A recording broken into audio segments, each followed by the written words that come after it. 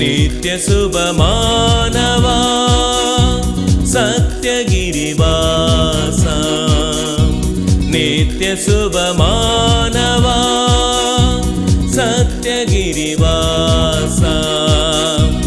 எந்தன் லஹரி கிருஷ்ணா உந்தன் அன்பே அது விந்தையான வரமே எந்தன் லஹரி கிருஷ்ணா உந்தன் அன்பே அது விந்தையான வரமே.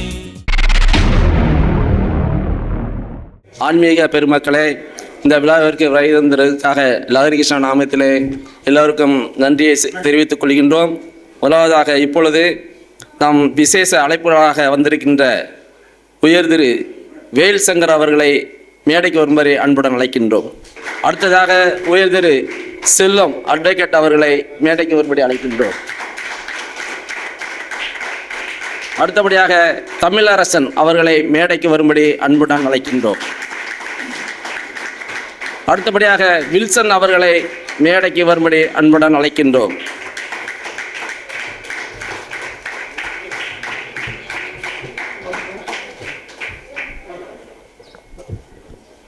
இந்த விழாவானது பகவான் ஸ்ரீ லஹரி கிருஷ்ணா அவர்களால் பேசப்பட்ட வார்த்தையிலிருந்து தொகுக்கப்பட்ட திருக்குறளிலிருந்து தொகுக்கப்பட்ட இந்த புத்தகத்தை வெளியிடுவதற்காக நாம் வந்திருக்கின்றோம்.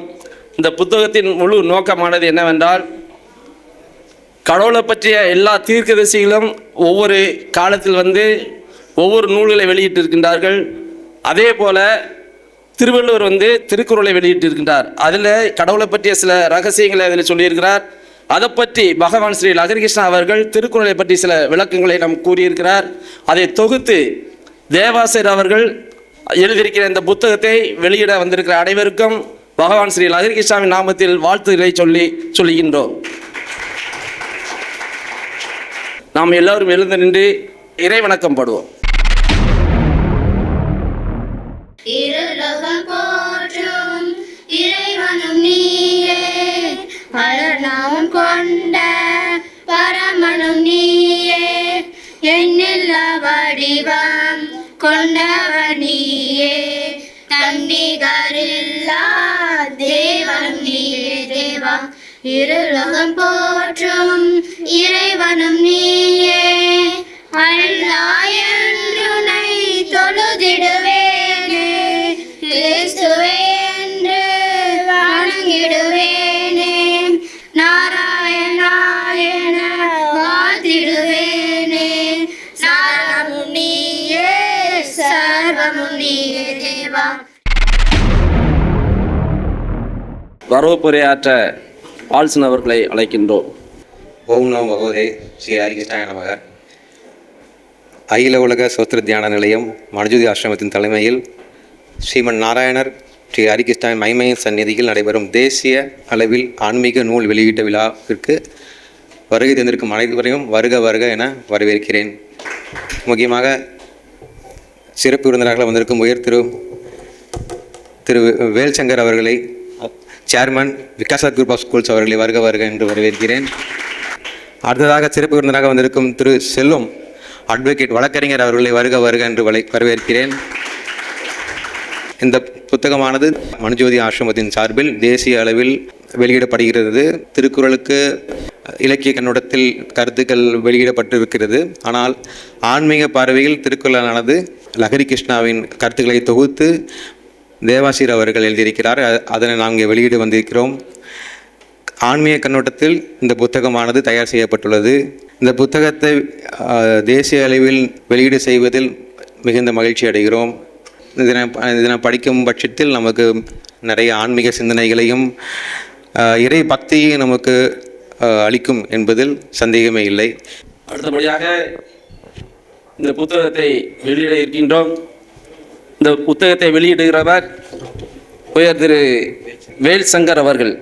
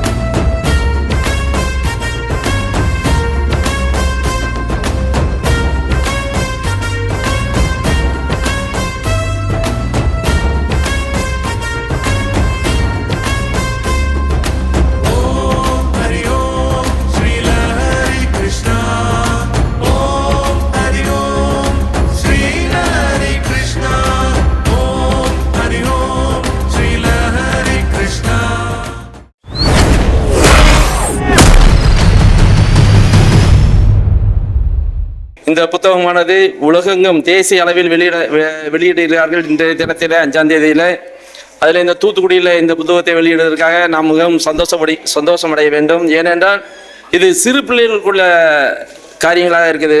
அதாவது சிறு பிள்ளைகளுக்கும் இந்த ஆன்மீகத்தை ஊட்டக்கூடிய இந்த புத்தகமாக இருக்கின்றது. ஏன்னா இது நிறையா விளக்கங்கள் நிறைய பேர் கொடுத்துருக்குறாங்க. ஆனால் ஆன்மீக ரீதியில் பகவான் ஸ்ரீ லஹரி கிருஷ்ணா அவர்கள் இந்த நூலை கருத்துக்களை சொல்லியிருக்கின்றார்கள். அதனால் சின்ன பிள்ளைகளுக்கு ஆன்மீகத்தை ஊட்டக்கூடிய புத்தகமாக இருக்கின்றது. அடுத்தபடியாக நம் மத்தியில் புத்தகத்தை வெளியிட்டவராகிய உயர் திரு வேல் சங்கல் அவர்கள் நம் மத்தியில் ஒரு சிறிது நேரம் உரையாற்றுவார். மேடையில் வீற்றிருக்கும் ஆன்மீக பெரியோர்களே, மேடையின் கீழ் இருக்கின்ற ஆன்மீக பெரியோர்களே, தாய்மார்களே, முதலாவதாக என்னை அழைத்தார்கள். நான் எந்த விதத்தில் இந்த விழாவிற்கு தகுதி பெற்றவேன் என்று கேட்டேன். உங்களை விட்ட ஆள் இல்லை சார்ன்னு சொன்னாங்க. நான் எப்படி அவங்க என்னை கண்ணோட்டத்தில் எடுத்தாங்கன்னு தெரியல. ஆனால் ஆன்மீகம் என்பது ஒரு மனிதனுக்கு கண்டிப்பாக இருக்க வேண்டியது. அதிலும் குறிப்பாக வயது ஆக ஆக ஆன்மீக பாதையில்தான் ஒரு மனிதன் நிம்மதியையும் காண முடியும் என்பது எல்லோராலும் உணரப்பட்ட ஒன்று. ஆனால் என்னுடைய பார்வையிலே ஆன்மீகம் என்பதை இங்கு ஒரு சிறு விளக்கமாக சொல்லுகின்றேன். ஆனால் எப்பொருள் யார் யார் வாய் கேட்பினும் அப்பொருள் மெய்ப்பொருள் காண்பது அறிவு என்பதற்கு இலக்கண திருக்குறளுக்கு ஏற்றவாறு நான் சொல்லுவதை நீங்கள் எல்லாம் ஒத்துக்கொள்ள வேண்டாம். ஆனால் நான் என்னுடைய வாழ்க்கையிலே 70 ஆண்டுகளை கடந்து வந்திருக்கின்றேன். நான் பார்த்த சில உண்மைகளை உங்களிடம் பகிர இருக்கின்றேன். முதலாவதாக, சந்நியாசியாக வாழ்ந்து குடும்ப வாழ்க்கையை பற்றி நினைப்பதை விட குடும்ப வாழ்க்கையில இருந்து சந்நியாசியாக நினைப்பது வாழ்க்கையிலே ஒரு நல்ல திருப்பத்தை கொடுக்கும் என்பதை நான் இத்தருணத்திலே பதிவு செய்கின்றேன். அதே போன்று இந்த காலகட்டத்தில் எல்லா மதத்திலும், நான் குறிப்பிட்டு இந்து மதத்தை மட்டும் சொல்லவில்லை, கிறிஸ்தவ மதத்தை சொல்லவில்லை, இஸ்லாமிய மதத்தை சொல்லவில்லை, ஆன்மீக என்ற போர்வையிலே நிறைய வியாபாரிகள் வந்து விட்டார்கள். இதை யாரை சொல்லுகின்றேன் என்பது அவர்கள் கருத்துக்கு தெரியும். ஏனென்றால் இதில் சில சன்னியாசிகள் கார்ப்பரேட் முதலாளியாக இருக்கின்றார்கள். இது எந்த காலத்தில் ஒத்துக்கொள்ள முடியும்? அவர்களை நாம் எல்லாம் ஒரு சன்னியாசியாக பார்க்க விரும்புகின்றோம். அதற்காக அவர் கார்ப்பரேட் தொழிலே இறங்கக்கூடாது. கல்வி பயணத்திலே அதிலும் இலவச கல்வி அல்ல, அதிலும் கமர்ஷியல் கல்வியாக நடத்துகின்ற காலகட்டத்தில் இருக்கின்றோம். இது என்ன காலம் என்பதை என்னால் சொல்ல முடியவில்லை. அதோடு இன்னொரு முக்கியமான சொல்ல விரும்புகின்றேன். குரு என்று எண்ணி சில பேர்கள் தங்களுடைய வாழ்க்கையை இழந்திருக்கின்றார்கள். குரு குரு என்று சொல்லி அவர்கள் பின்னாலேயே போகின்றார்கள். ஆனால் குரு எங்கேயோ போய்விட்டார். ஆனால் இந்த குடும்பங்கள் நடு ரோட்டில் இருக்கின்றன. எனக்கு ஒரு நன்றாக தெரியும், ஒரு ஆன்மீக பயணத்திலே ஒரு கூட்டம் இருக்கின்றது. அவர்கள் எந்த அளவுக்கு ஆன்மீகவாதியாக தங்களுடைய 6வது அறிவை, கடவுள் மனிதனுக்கு கொடுத்தது 6வது அறிவு, 5 அடகு படைத்தது மிருகங்கள். 6வது அறிவை நாம் அடகு வைக்க கூடாது. அது யாராக இருந்தாலும் சரி, நல்லது கெட்டது என்பதை அவர்கள் தீர்மானிக்க வேண்டும். அதை விட்டுவிட்டு ஆன்மீக பாதையிலே போகின்றேன் என்று என் குரு சொன்னார், குரு சொன்னார், குரு சொன்னார் என்று தங்களுடைய வாழ்க்கையை பாழாக்கி இருக்கின்றார்கள். அதற்கு என்னால் நிறைய சாட்சிகள் சொல்ல முடியும். அதனால் அந்த பாதையிலே செல்லாமல் எல்லா மதங்களும் ஒரே மதம் என்று கூறி இந்த ஆன்மீக பயணத்தை கண்டிப்பாக எல்லோரும் எடுத்துக்கொள்ள வேண்டும். அது எந்த பயணமாகவும் இருக்கலாம். அதை கண்டிப்பாக தங்களுடைய வாழ்க்கையிலே வாழ்ந்து காட்ட வேண்டும். அப்பொழுதுதான் நாம் கடைசி செல்கின்ற மயானம், நமக்கு கொடுக்கப்படும் சாம்பல், அதில் இருக்கும் திருப்தி அப்பதான் இருக்கும் என்று கூறி இந்த வாய்ப்புக்கு நன்றி கூறி விடைபெறுகிறேன். நன்றி, வணக்கம். மிக்க நன்றி. வேறு ஐயா அவர்கள் மிக கருத்துக்களை அருமையாக நமக்கு எடுத்துரைத்தார்கள். அடுத்தபடியாக நம் மத்தியில் பேச வருவர் செல்வம் அவர்கள். கதிர் வெடித்து பிழம்பு விட, கடல் கொதித்து சூடாற்ற, முழுமை மிகு நிலப்பரப்பில் முதற்பரப்பும் தோன்றிவிட, மதுரை பெருவழியில் பாண்டியன்கை பார்த்தவளே, உன்னை நான் வணங்குவதும் என்னை நீ வாழ்த்துவதும் அன்னை மகற்கிடையே அழகில்லை என்பதனால் முன்னர் தமிழ் வளர்த்த பெரும் புலவர் வாழியவே. நான் எத்தனையோ மேடைகளிலே பேசுகிற வாய்ப்பை பெற்றவன். லட்சக்கணக்கான மக்கள் திரண்டிருக்கிற கூட்டங்களிலே, மாநாடுகளிலே உரையாற்றி இருக்கிறேன். ஆனால் நான் பெருமையோடு சொல்வேன், அங்கே எல்லாம் பேசி நான் என்னை அடையாளப்படுத்திக் கொள்வதை விட, எண்ணிக்கையில் குறைவானவர்களாக இருந்தாலும் எண்ணங்களில் உயர்வாக இருக்கிற உங்கள் மத்தியிலே உரையாற்றுவது எனக்கு கிடைத்திருக்கிற மிகப்பெரிய வாய்ப்பாக நான் கருதுகிறேன். காரணம், திருநீறு அணியாத இந்துவாக, சிலுவை அணியாத கிறிஸ்தவனாக, குல்லா அணியாத இஸ்லாமியனாக என்று இதில் மதத்தை பற்றி, மதம் இல்லாத, அதாவது ஒன்றே குலம் ஒருவனே தேவன் என்கிற உயர்ந்த தத்துவத்தை மானுடம் இன்றைக்கு சிதைந்து கொண்டிருக்கிறது.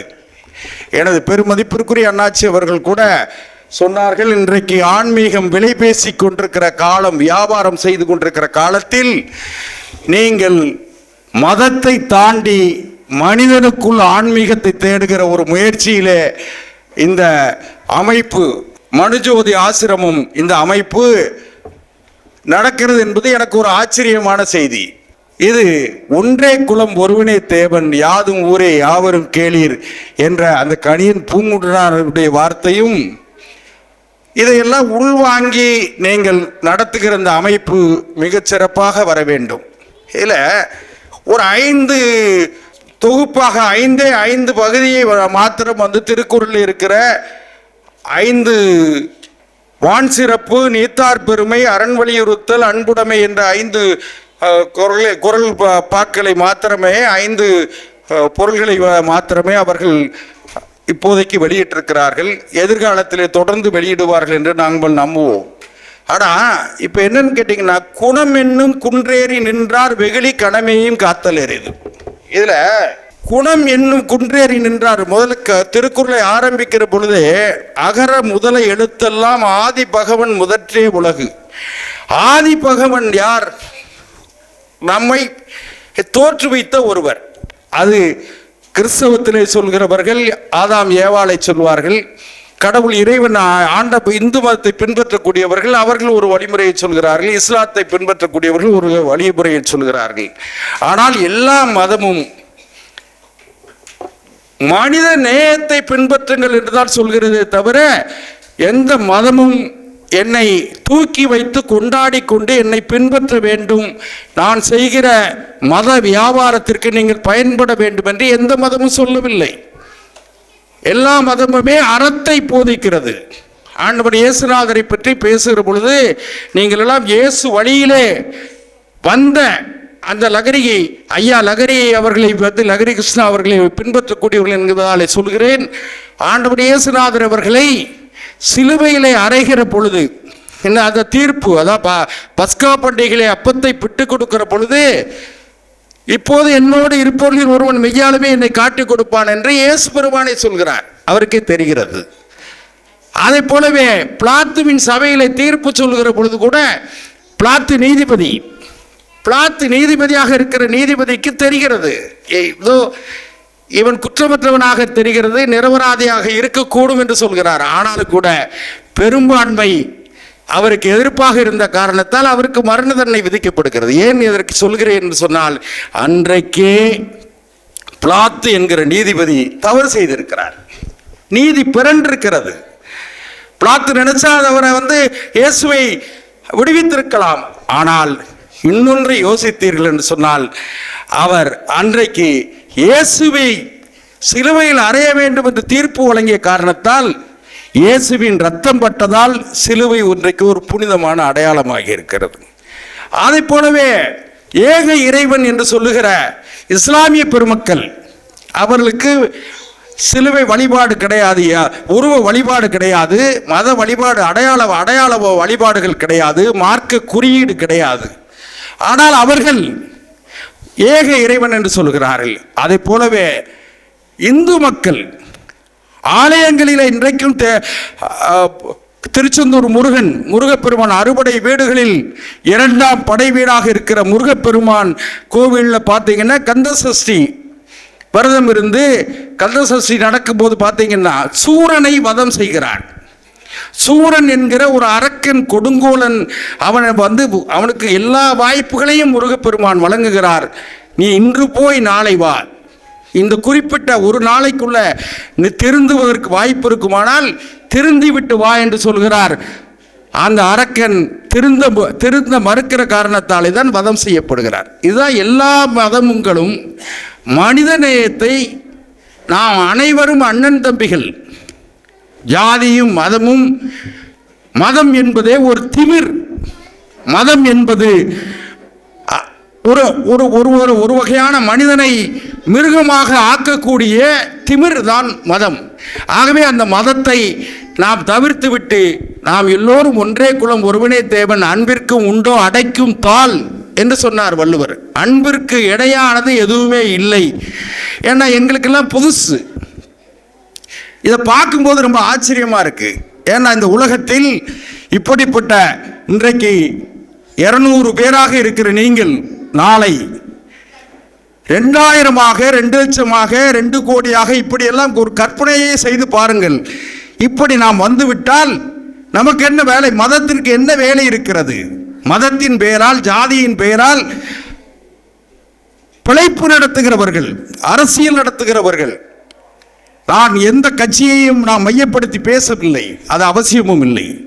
ஆனால் மதத்தின் பெயரால், ஜாதியின் பெயரால் ஒரு அமைப்புகளை வைத்துக்கொண்டு அவர்கள் நடத்துகிற அட்டூழியங்கள் எல்லாம், ஐயா அவர்கள் அவர்களுக்குரிய அந்த பெருந்தன்மை நாகரிகத்தின் காரணமாக அவர்கள் ஒரு எல்லைகளுக்குள்ளே சுருக்கி கொண்டார்கள். ஆனால் அவர்களை போன்ற கல்வி நிறுவனம், பெரிய நிறுவனம் நடத்தக்கூடியவர்களுக்கு தெரியும், உடனே ஒரு லெட்டர் கொடுக்கிறது, என் பையனுக்கு, எங்கள் ஜாதிக்கார பையன் இவன், எனக்கு வேண்டியவன், அவனுக்கு நீங்கள் உங்கள் கல்வி நிறுவனத்தில் ஒரு சீட்டு கொடுக்கணும்னு சீட்டு கொடுத்து விடுவாங்க. இது எந்த வகையில் நியாயம்? அதையெல்லாம் மாற்றுவதற்கான முயற்சியாகத்தான் நீங்கள் எடுத்திருக்கிற இந்த முயற்சி வெற்றி பெற வேண்டும். அதான் ஈன்றால் பசிகாண்பான் ஆயினும் செய்யற்க சான்றோர் பழிக்கும் விடை. அது வள்ளுவர் எவ்வளவு பெரிய அருமையா சொல்லியிருக்கார் பாருங்க. ஈன்றால் பசிகாண்பான் ஆயினும், தன்னுடைய தாய், பெற்றெடுத்த தாய் பசியோடு இருக்கிற சூழ்நிலை ஏற்பட்டால் கூட சான்றோர் பழிக்கிற வினை. அதாவது தவறு, பெரியவங்கள் எல்லாம் கொதிச்சு போய் இவன் எப்போ என்னையா இப்படி அப்படின்னு சொல்லக்கூடிய நிலைக்கு வந்துடாதீங்க. அதைத்தான் அப்படி சொன்னார்.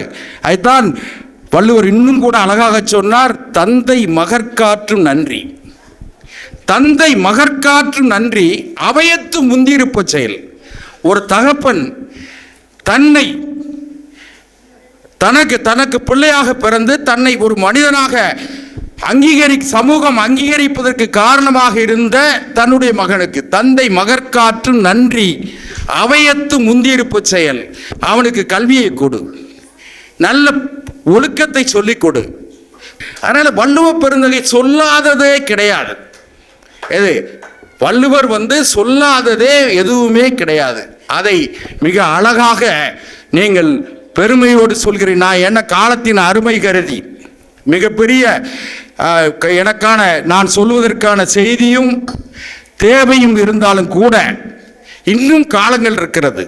இயற்கையும் காலமும் அனுமதிக்குமானால் வருகிற காலம், மிச்சம் இருக்கிற காலம், எனக்கெல்லாம் 63 வயது, ஓரட்டில் வளரா பிள்ளை, ஈரட்டில் படியா கல்வி, மூவட்டில் முடியா மனம், நாலட்டில் பெறா பிள்ளை, ஐயட்டில் தேடா சொத்து, ஆறெட்டில் அடையா புகழ், இப்படி எட்டெட்டா வாழ்க்கை. எட்டு 64 வயது. 64 வயது என்பது ஏறக்குறைய வாழ்க்கையின் நிறைவு பகுதியில் இருக்கிற நாங்கள் உங்களை போன்றவர்கள் இந்த அடுத்த தலைமுறை இளைஞர்களை பார்க்கிற பொழுது மனம் இரவும் பகலும் உரசிக் கொள்கிற இந்த அந்தி பொழுதில் என்னை போன்றவர்களுக்கு, முதுமையின் வாசலில் நிற்கிற எங்களை போன்றவர்களுக்கு மிகுந்த மகிழ்ச்சி. செல்லும் சார் அவர்களுக்கு மிகவும் நன்றியை தெரிவித்துக் கொள்கின்றோம். ஏனென்றால் அவர்கள் மிகவும் அதிகமான கருத்துக்களை நம்மகிட்ட பகிர்கிறார்கள். நிறைய திருக்குறளை பற்றி பேசினார். நான் அந்த திருக்குறளுக்கு பகவான் ஸ்ரீ லகரிகிருஷ்ணாயா அவர்கள் விளக்கங்கள் இறைவனை பற்றிய விளக்கங்களாக தான் இருக்கும். அது மிகவும் நன்றாக பேசினார்கள். அடுத்தபடியாக தமிழரசன் அவர்கள் பேச நாங்கள் அழைக்கின்றோம். எனக்கு இந்த மாறாந்தையில் உள்ள இந்த மனுஜோதி ஆசிரமத்தை பற்றி ஓரளவுக்கு நல்ல அறிமுகம் உண்டு. ஏனென்றால் நான் அறிந்த எனது பார்வையிலே ஸ்ரீ லகரி கிருஷ்ணா அவர்கள் என்ற விதத்திலே நான் இங்கு உரையாற்ற வந்திருக்கின்றேன். கிட்டத்தட்ட 40 ஆண்டுகளுக்கு முன்பு, அதாவது நான் கல்லூரியிலே பயின்று கொண்டிருக்கின்ற பொழுது மாறாந்தை மனுஜோதி ஆசிரமத்திற்கு முதல் முறையாக நான் சென்றேன். எப்படி என்றால், அந்த மனுஜோதி ஆசிரமத்தினுடைய விசுவாசிகள் இருக்கிறார்கள் இல்லையா, லகரி கிருஷ்ணா அவர்கள் அன்போடு ஐயா என்றுதான் அழைப்பார்கள். அவருடைய வேண்டுதலின்படி அங்கே ஆசிரமத்தில் இருக்கின்ற சிறுவர்களுக்கு ஜிம்னாஸ்டிக் பயிற்சி அளிப்பதற்காக நான் சென்றேன். என்னுடைய ஆசிரியர் ஜேசுராஜ், என்னுடைய உடன் பயிற்றுவித்த மாணவனான கனல் கண்ணன் ஆகியோர்கள் அங்கு சென்றோம்.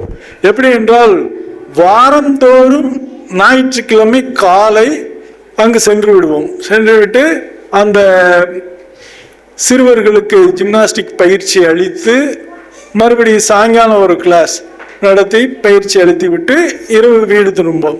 இதற்கான ஏற்பாடுகளை யார் செய்தார் என்றால், அன்று மனுஜோதி ஆசிரமத்தினுடைய தூத்துக்குடி பொறுப்பாளராக இருந்த திரு கிறிஸ்டோபர் அவர்கள் எங்களை அங்கு அறிமுகப்படுத்தி வைத்தார்கள். ஆகவே அவர் ஐயா அவர்களோடு பழகுவதற்கும் பேசுவதற்கும் அவரோடு உரையாடுவதற்கும் நல்ல வாய்ப்புகள் கிடைத்தது. அவரிடத்திலே ஆசீர்வாதம் பெற்றுள்ளேன். அந்த வகையிலே மனுஜோதி ஆசிரமத்தை எனக்கு நன்றாக தெரியும். ஐயா அவர்கள் நல்ல விளையாட்டு ஆர்வம் உள்ளவர்கள். அதனால்தான் எங்களை அங்கு அழைத்து சென்றார்கள். அங்குள்ள சிறுவர்களுக்கு ஜிம்னாஸ்டிக் பயிற்சி நடத்த வேண்டும் என்று எங்களை ஆர்வத்துடன் அங்கு கூட்டி சென்றார்கள். நல்ல ஆளுமை மிக்க மனிதர். அவரோடு நன்கு பழகி இருக்கின்றோம், நல்ல பேசி இருக்கின்றோம். அதனால அவரை பற்றி நல்லா தெரியும். இந்த ஆசிரமத்திலிருந்து திருக்குறளை வெளியிடுகிறார்கள் என்னும் பொழுது, திருக்குறள் 2000 ஆண்டுகளுக்கு முன்பு தமிழ் புலவர் திருவள்ளுவர் அவர்களால் ஏற்றி வைக்கப்பட்டது. 133 அதிகாரங்கள், 1330 குறள்கள். திருக்குறளில் சொல்லப்படாத விஷயங்களே இல்லை. மனிதனுடைய வாழ்வியலுக்கு தேவையான அனைத்து விஷயங்களும் அந்த திருக்குறளிலே இருக்கின்றது. ஒரு மன்னன் எப்படி இருக்க வேண்டும், மக்கள் எப்படி இருக்க வேண்டும், ஒரு தகப்பன் எப்படி இருக்க வேண்டும், குழந்தைகள் எப்படி இருக்க வேண்டும், ஒரு கணவன் எப்படி இருக்க வேண்டும், ஒரு மனைவி எப்படி இருக்க வேண்டும், ஒரு வியாபாரி எப்படி இருக்க வேண்டும், ஒரு ஆசிரியர் எப்படி இருக்க வேண்டும், ஒரு மாணவன் எப்படி இருக்க வேண்டும், எப்படி நாம் பணம் சம்பாதிக்க வேண்டும், சம்பாதிக்க பணத்தை எப்படி செலவிட வேண்டும் என்கின்ற அனைத்து விஷயங்களையும் திருக்குறள் போதிச்சிருக்கு. இந்த ஆசிரமத்தினுடைய சார்பாக திருக்குறளை வெளியிட்டுவது மிகவும் பொருத்தமானது. அதுவும் சிறிய புத்தகமாக படிப்பதற்கு எளிமையாக இருக்கிற மாதிரி இந்த புத்தகம் வடிவமைக்கப்பட்டிருக்கிறது. நானும் திருக்குறள்னா ஏதோ பெரிய புத்தகமாக இருக்குமோன்னு நினச்சேன். ஆனால் ஈஸியாக படிக்கிற மாதிரி தான் இருக்குது. இந்த புத்தகத்தை எழுதி வெளியிட்ட திரு தேவாசிர் லாரி அவர்களுக்கும் என்னுடைய நன்றியை தெரிவித்துக் கொள்கின்றேன். அடுத்தபடியாக நம் மத்தியில் அந்தோணி ரூபன்ஸ்லாட் அவர்கள் சிறிது நேரம் உரையாடுவார்கள். இந்த வாய்ப்பினை எனக்கு வழங்கிய இந்த மனுஜோதி ஆசிரமம் அதனுடைய நிர்வாகிகளுக்கும் இங்கே இருக்கும் அனைவருக்கும் அதற்கான நன்றியை வணக்கத்தை தெரிவித்துக் கொள்கிறேன். இன்றைக்கு இந்த சமுதாயத்திலே நாம் அனைவரும் பார்த்துட்டு இருக்கிற விஷயங்கள் என்னவென்றால், நாம் அனைவரும் மதமாகவும் ஜாதியாகவும் இனமாகவும் பிரிந்து கிடக்கின்றோம். இன்றைக்கு இந்த சமுதாயத்துக்கு தேவையானது அமைதி. அந்த அமைதிக்கு தேவை நமக்குள்ளே ஒற்றுமை வேண்டும். அந்த ஒற்றுமையை நாம் ஜாதி மதம் இனம் மொழி இதுகளை கடந்து நாம் அனைவரும் ஒன்றே குலம் ஒருவனே தேவன் என்ற அந்த கோட்பாட்டின்படி நாம் நடந்தால் மட்டும்தான் நமக்குள் இந்த கருத்து வேறுபாடுகள் எல்லாம் மறந்து நாம் எல்லாம் ஒரே குடையின் கீழ் கொண்டு வருவதுதான் இந்த மனுஜோதி ஆசிரமத்தின் முக்கியமான ஒரு கொள்கையாகும். அதன் அடிப்படையிலே நாம் அனைவரும் ஒன்றே குலம் ஒருவனே தேவன் என்ற சிந்தனையோடு வாழ்ந்து நாட்டிற்கும் அனைவருக்கும் உபயோகப்படும்படி வாழும்படி அனைவரையும் கேட்டுக்கொள்கிறேன். நன்றி, வணக்கம். அடுத்தபடியாக நம் மத்தியில் ஸ்ரீ லகரி கிருஷ்ணனுடைய பக்தர் நடனம் ஆடுவார்கள்.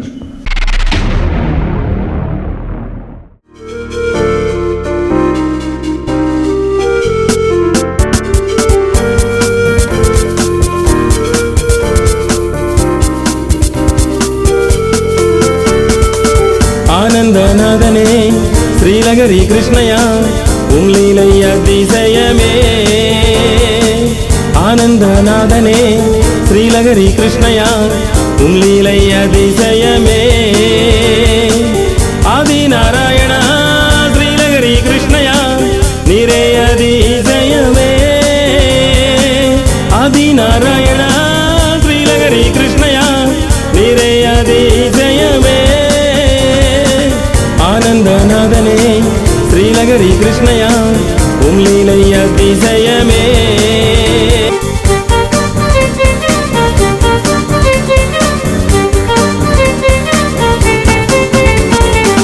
தரணியில் உமது வரங்கள் எல்லாமே அதிசயமே. அருளிய உமது கருணை அதுவும் அதிசயமே. தரணியில் உமது வரங்கள் எல்லாமே அதிசயமே. அருளிய உமது கருணை அதுவும் அதிசயமே. ஒளிகின்ற உந்த நன்றி இணைந்தேன் என்று உம்மில் ஒளிகின்ற உந்த நன்றி இணைந்தேன் என்று உம்மில். அடுத்தபடியாக நாம் வந்திருக்கும் விருந்தினர்களை நாம் கௌரவிக்க இருக்கின்றோம்.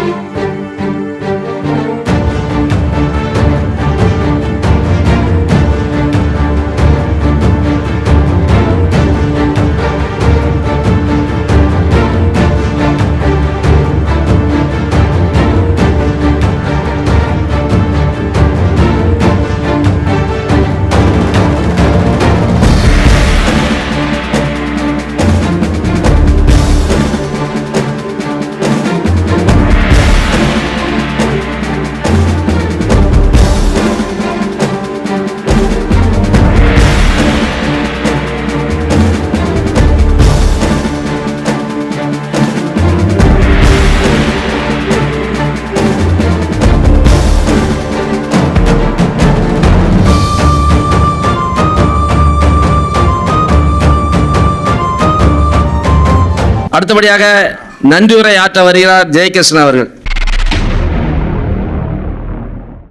ஓம் நமோ பகவதே ஸ்ரீ லகரிகிருஷ்ணாய நமக. எல்லோருக்கும் என் மாலை வணக்கத்தை தெரிவித்துக் கொள்கிறேன். இன்னைக்கு நடந்து முடிந்த ஃபங்க்ஷன் ஆன்மீக பறவைகள் திருக்குறள் என்ற வெளியீட்டு விழாவிற்கு எங்கள் அழைப்பினை ஏற்று வருகை தந்திருந்து சிறப்பளித்த திரு வேல்சங்கர் ஐயா, சேர்மன் ஆஃப் விகாசா குரூப் அவர்களுக்கும், சிறப்பாக சொற்பொழிவாற்றிய ஐயா திரு செல்வம் அட்வொகேட் அவர்களுக்கும், மற்றும்